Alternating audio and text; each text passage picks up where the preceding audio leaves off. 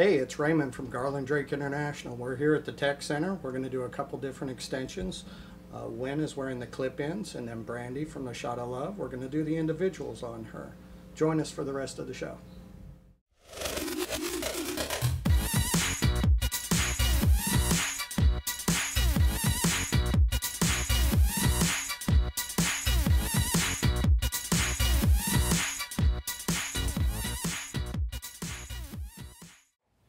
Wen's already done her consultation with Brandi here, and she's made a choice of hair. You want to tell us what you picked? Yeah, I decided to go with the smooth hair texture, and in stage 0.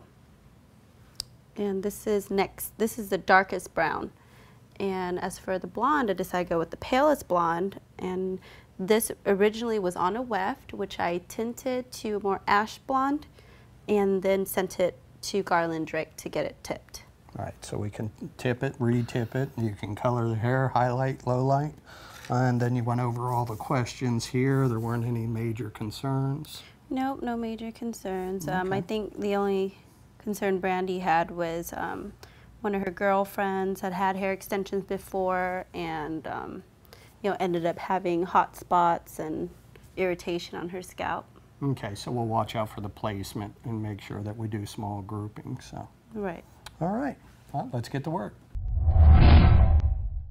Hey you guys, this is Brandi Ryan from MTV's A Shot at Love. I'm here at Garland Drake's Academy. I'm here to get my extensions with Raymond Drake as well as Wen Tran. I wanted to thank Amy Russo for the beautiful job that she did on my makeup, and can't wait to see what they can do for me. So I think we're going to start off with the dark hair here in Brandi's nape. I want to make sure that when she ties up her hair, it doesn't show. When you guys put in the bonded hair, how close to the scalp do you guys tend to get? Or? Well, you need to be able to read a scalp. Like we were talking earlier, you have a loose scalp. Right. I have a loose scalp. Wen has a tighter scalp, so you have to be able to read it, how much tension.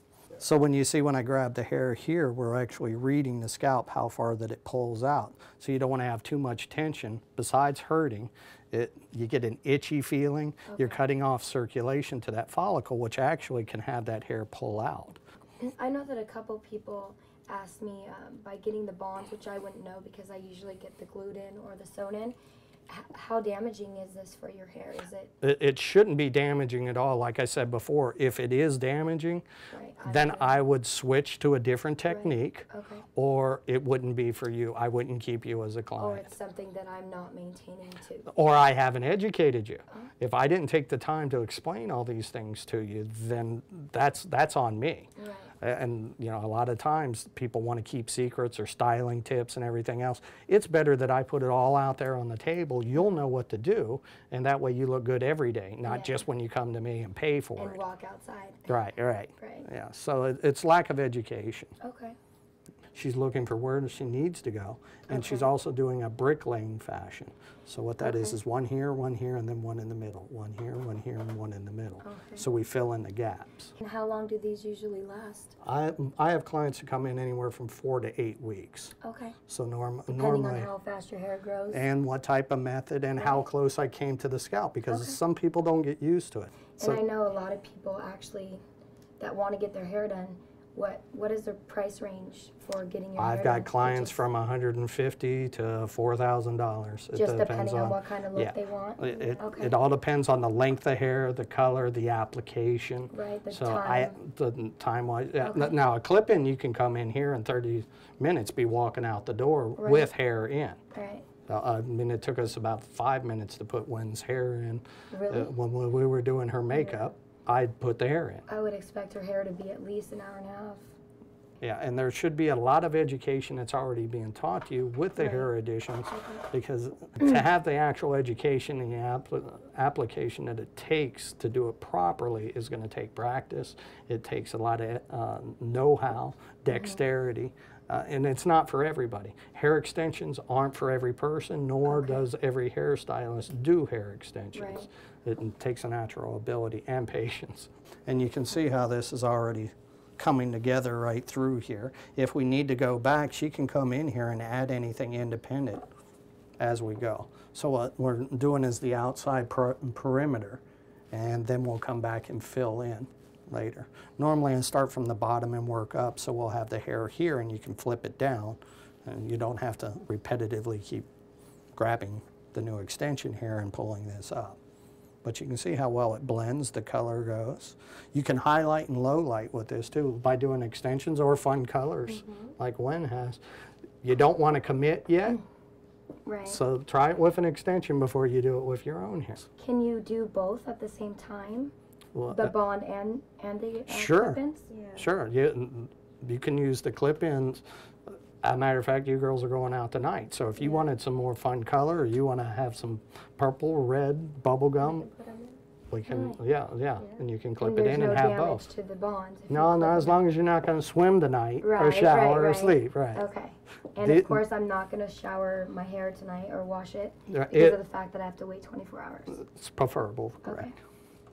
So what's the reason for putting those plastic things on? It's a shield. There's two parts actually to it to protect you from the heat, even though you may feel it a little bit. Also, your hairs that are growing out, we want to group those together. Gives us a little sizing guide, but I might not be putting that much in. Towards the front, I have a tendency to go small. But we don't want to get any crosshairs. What I mean by a crosshair is where this part is, some hair from this section coming over into this. Right. If it does, it feels like one little hair being Yes. pulled all the time. Right. Oh, yes. Right. Okay. So that's the reason for when they braid it in or sew it in, I mean. That's what I feel usually is But this if the little- braid's done correctly, you shouldn't it's feel not, that either. okay. Yeah. It all goes to professionalism and Yeah. experience. Yeah, and when I teach the braid, it actually takes about 8 hours of hands-on, just braiding on a mannequin before we let you do it on a head. And then you have to remember the loose scalp thing. Yeah. What you have to do is be aware of when you're pulling the tension, Okay. keeping these hairs in a row, and then really all I'm doing is a palm-palm motion. Okay. Right. And if you want more volume, do you put more hair in, or does the bond can you put it up higher or more? Or how does it No, work? you want to keep it in its natural state coming out. What I do, there's a couple things I'm doing. When I'm stroking the hair here, I'm putting even tension, trying to get the tension. I'm getting rid of any tangles that might be in here. I'm seeing if there's any new growth to shorter hairs. I want to get all of those in line. And you know what? I spaced on your question. What was it? Well, basically, what I was asking is it okay if I wanted more volume? You don't want to Right. force I my could- hair to be I could put a bond in here at this height, and what it's Right. going to do is create the volume, but it's going to put uneven tension after that starts to grow out. Now I've got tension here, but nothing on the top. right. So, So it's better to add. 3 out of the 10 hairs is supporting all the weight. Okay. Then that's how they pull out. Okay.